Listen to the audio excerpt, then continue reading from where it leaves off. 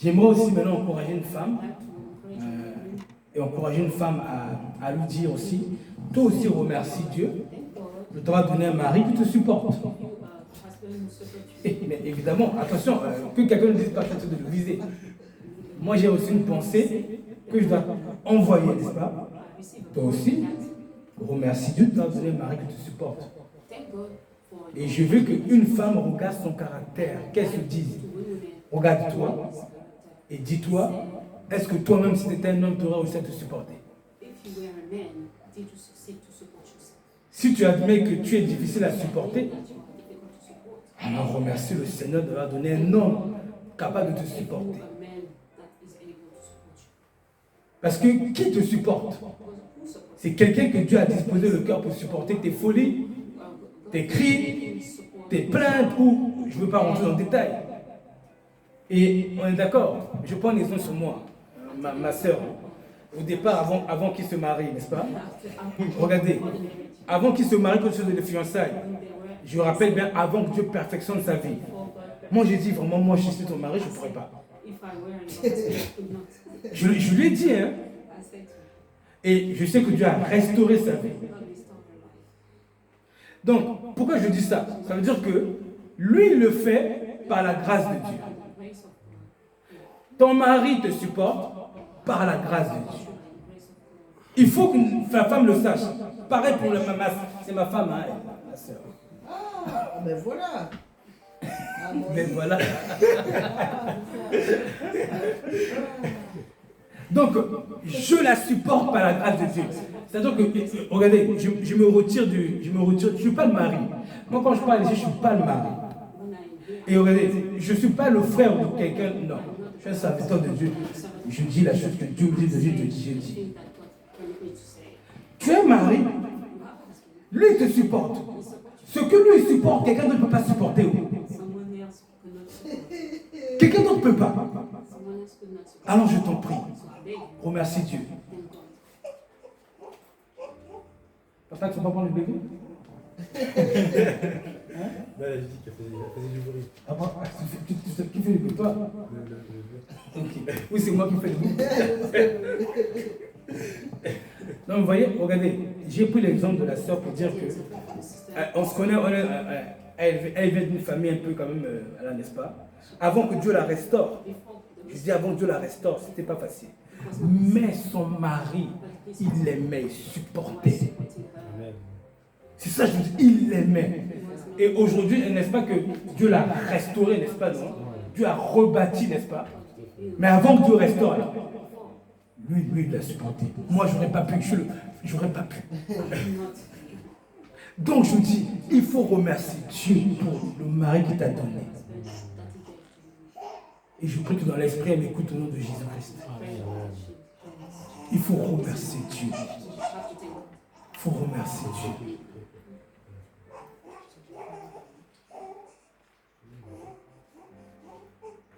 Il faut vraiment remercier Dieu. C'est Dieu qui tient le cœur. C'est Dieu qui tient le cœur, qui dit c'est pas grave, on oublie. C'est Dieu qui tient le cœur.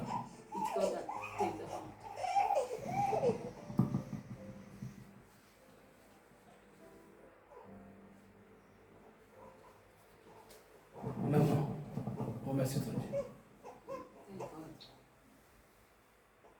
Parce qu'il y a certains qui ont divorcé, parce que le cœur a fini par céder. Il n'avait plus la force de supporter les folies de sa femme. Voilà. J'ai bien précisé que j'ai parlé des femmes parce que souvent, je dis aux hommes, remerciez Dieu pour vos femmes parce qu'elles font la cuisine et s'occupent de vous et que c'est pas facile, que vous n'avez rien, vous ne pourrez jamais les récompenser pour un tel travail. Et j'équilibre la chose. Et je continue avec les sœurs. Je donne l'exemple d'une sœur, regardez. Il y a une sœur qui était assise au restaurant avec son mari. Ils étaient avec des amis, là, assis. Ils mangeaient ensemble. Au moment de payer, la note est là. Le mari regarde son portefeuille, il voit qu'il n'a pas assez. Il fait ça.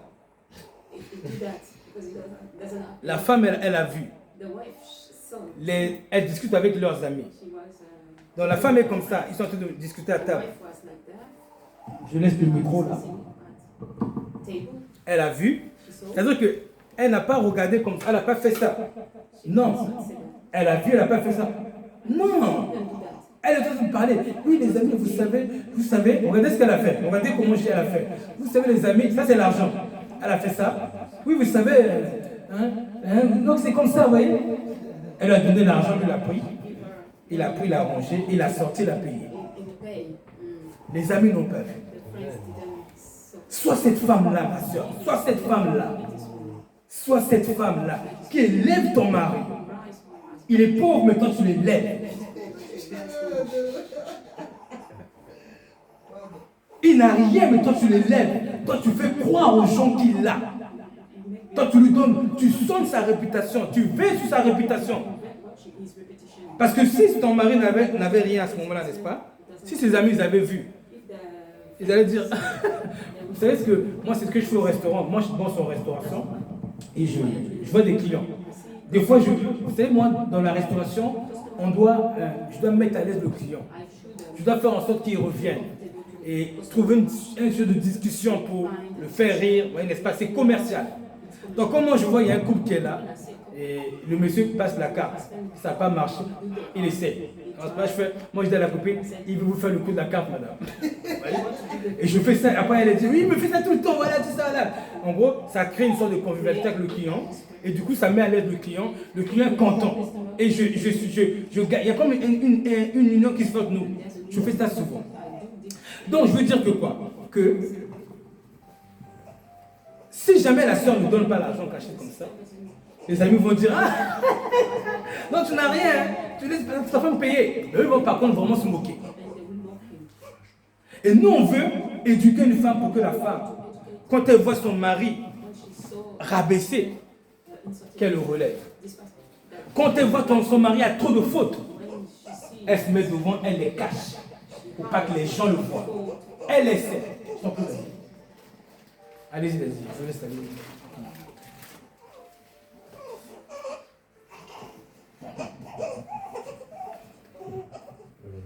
Encourager une femme à cela. Ma soeur, relève ton mari. Ma soeur, cache les fautes de ton mari. Ma soeur, quand les fautes de ton mari sont évidentes, mets-toi devant, sois le parapluie pour que les autres ne le voient pas. Mais ça dépend quel homme aussi tu es en face de toi, papa. Non, avec le Christ, non. Ah non, je vous écoute. Je veux dire oui. Pardon, j'écoute. Peu importe l'homme. Ah oui. En tant que chrétien, l'amour, c'est faire du bien à qui tu fais du mal.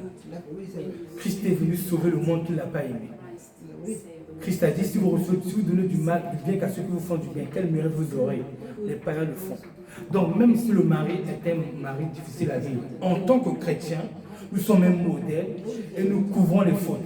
Proverbe 17 dit que celui qui aime couvre les fautes, celui qui les révèle divise les amis. Donc, je répète, ma soeur, si tu es au restaurant, c'est un exemple sûrement similaire, hein, n'est-ce pas? Si tu es au restaurant avec ton mari et que tu vois qu'il n'a rien à payer, fais ça comme ça, il va prendre l'argent.